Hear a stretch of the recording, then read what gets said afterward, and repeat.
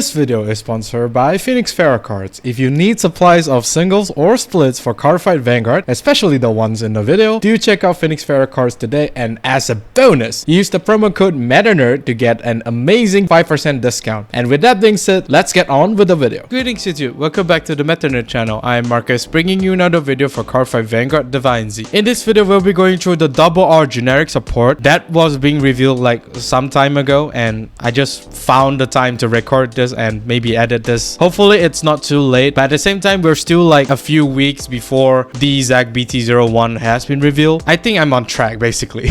But of course in this video we're going to go through the RR grade 1 support. All of them are grade 1 that each and every nation will be receiving in DZBT01. Some of them are really good, but not all of them are basically contributing a lot of value in their respective nation. But at the same time it does provide an option for you to run inside the deck, provided if your deck is able to personnel right. Too bad grade 4s. Without further ado, let's take a look at what value does this cards bring to their respective nation. For Dragon Empire, we have Dancing Princess of Beautiful Flames Orfa. Auto Rigor Circle once per turn. When this unit builds a rear guard, if your personnel road this turn, cast Counterblast 1, choose one of your units. Until the end of turn, it gets auto Vanguard Circle and Rigor Circle. At the end of the battle, this unit attack, this unit gets critical -2 until the end of the battle, and increase or decrease its critical to 2. Giving the first attack of anything, be it the Vanguard or Rearguard, a critical 2 is just really nice. For a mere Counterblast 1, it's really good. Some decks at the moment for Dragon Empire do really appreciate the critical +1. For example, Basagra, Eugene, in a sense, Overlord, as well as anything that can restand within Dragon Empire is gonna love this card. It's a little bit shame the unit that will restand, and of course is being targeted by Orfa here, will be revert the critical back to 0 if of course there is no critical trigger being checked, which is a shame in a sense. But then again, if you have 2 Orfa on field, you're able to give both the attacks of the restander a critical 2, which is going to be very disgusting. But then again, Counterblast 2 for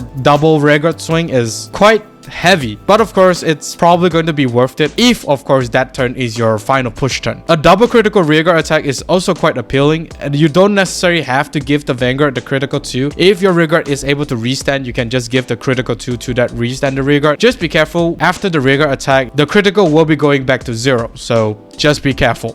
You will need to dry check a critical trigger to give that rearguard for it to even have a critical 1. Otherwise, it will not be dealing any damage after it restands. Not too broken, but at the same time, it could provide a little bit more value for some of the older decks that I mentioned before. For Dark States, we have Rainbow Blower. Active Rearguard Circle once per turn. If your personnel road this turn, cast Counterblast 1 and Soul Charge 1. Then choose up to 1 card from your soul, call it to Rearguard Circle, and this unit gets 10k power until the end of turn. So this is basically Layminia's skill, but of course, the difference between this card and Layminia is of course you get to Soul Charge first before you even call, which kinda increase the chances of you Soul Charging a key pieces that you could call out to set up your whole combo turn. For Layminia you whatever is in your soul after you call her out is going to be your options to superior call, because the Soul Charge part comes after you superior call something from the soul with Layminia skill. But then again, this unit is an active skill and Layminia is an auto skill, so you are able to keep on using this Rainbow Blower skill turn after turn as long as you have Counterblast. The big thing about this card is of course the 10k power to herself makes her a really good booster. Being at 18k booster is really nice for you to hit columns. Most of the Dark States card that we have currently is able to use this, except for a few like Chronojet Dragon and I think the grade 4 Jajul. These decks are not able to use this because they are not able to personnel right, but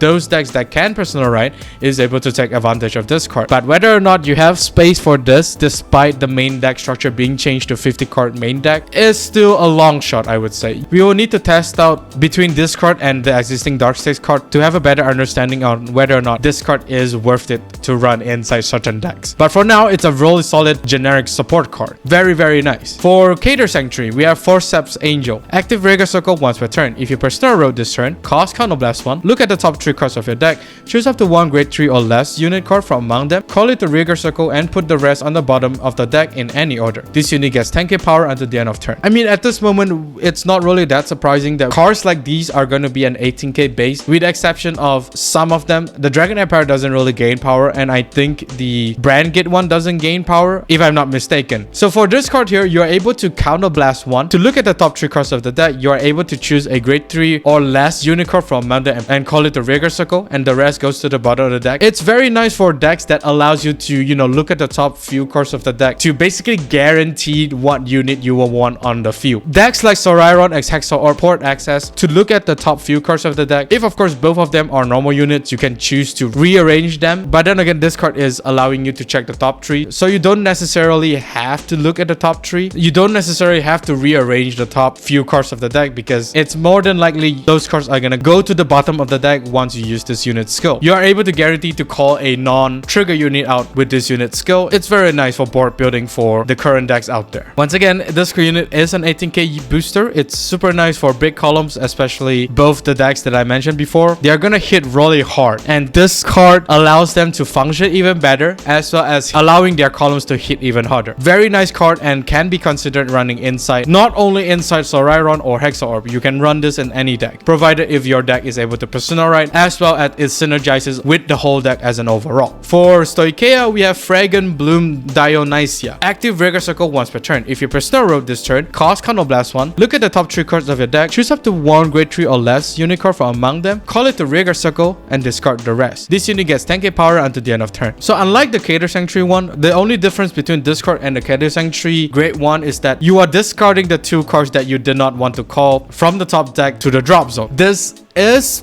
particularly good in terms of the Stoicheia, because in Stoicheia, the drop zone is basically like a second hand, which you can then superior call with other skills. Plus, you can also set up some other synergy skills that you may require a certain amount of cards in a drop zone, or, you know, roaming prison dragon. So not only are you able to, you know, superior call something from the top 3, you are basically discarding the 2 cards to the drop zone to help fuel some of the skills out there. It's just very nice, but at the same time, it's basically very random because it is top 3, and Stoicheia doesn't really have anything that look at the top deck, unlike the Cater Sanctuary one. So not really that great of a skill, because there's potential of the OT being in the top 3 and you're being forced to throw the OT to the drop zone. Yeah, it's not that great. Once again, this unit is an 18k unit. It's very nice for a big power column. Pretty neat stuff. Next, we have Brand Gate, controller of Interstellar Demi. Auto rearguard circle once per turn. When this unit boosts a rearguard, if you personal road this turn, cast counterblast 1. Until the end of that battle, your opponent cannot play Blitz Order from their hand, and when they would call cards from their hand to the guardian circle, they must call 2 or more at the same time. So this is basically like a step above Battle Door for a single rearguard attack that she's boosting, because not only is the Battle Door active for that rearguard attack, your opponent could not play any Blitz Order. Like, sure, not every deck is playing Blitz Order at the moment, but of course there's always going to be that one Blitz Order that the opponent will be playing, that card being Elementaria Sanctitude. If you're able to deny that at the right moment, it is more than likely that you are able to kill the opponent right then and there. You can allow both of your rearguard attack to have that Battle Door, to have this enhanced Battle Door skills, but of course it will be costing 2 counterblast. But this is Brand Gate we're talking about. You actually have access to countercharge inside Brand Gate, so I don't think 2 counterblast will be hindering the deck as much, but at the same time, it still depends on how much counterblast that you are using, especially your boss unit inside a Brand Gate deck. This card is going to be very deadly for a final turn push. It also denies the Blitz Order. It's just very good. Extremely good stuff for the Brand Gate. Last but not least is going to be Lyrical Monastro. Sharing Happiness Ferririna. Auto rearguard circle. When this unit boosts a rearguard, if your personal road this turn, cast Counterblast 1 and Soul Blast 1, choose one of your Vanguard and it gets continuous Vanguard circle. All of your rearguard gets 5k power until the end of turn. At the end of the battle, put this unit on the bottom of the deck. So this card, I think, is the more powerful one out of the grade 1 generic cycle cards that we actually see thus far. This is actually the more busted one. All of your rearguards is gonna get the 5k until the end of the turn for each activation of this unit skill. If you have 2 of this card boosting the rearguard, you are able to just pay Counterblast 2 and Soul Blast 2. Every single rearguard is gonna get the 5k. Since this card is giving the continuous skill to the Vanguard, any rearguard that you superior call after that battle is still gonna get the 5k power, and it's basically stackable.